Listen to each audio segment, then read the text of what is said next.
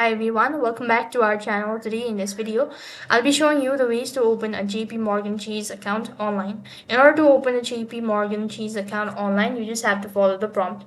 The first thing is you just have to open up a browser, type in chase.com/personal. It's going to take you to this field, and here you just have to press the sign in button located in the top right hand side corner.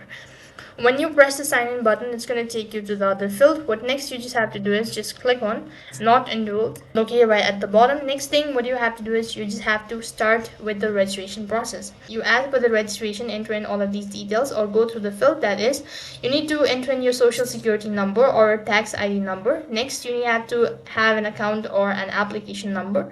Then the last one is you need to access your phone or email address in order to verify it. So when you've actually done that, you should be able to receive the notification stating that you've successfully created or registered for JP Morgan Chase account. That is all for this video. I hope the video was helpful. Make sure to like, share and subscribe to our channel. Thank you for watching. See you in the next video.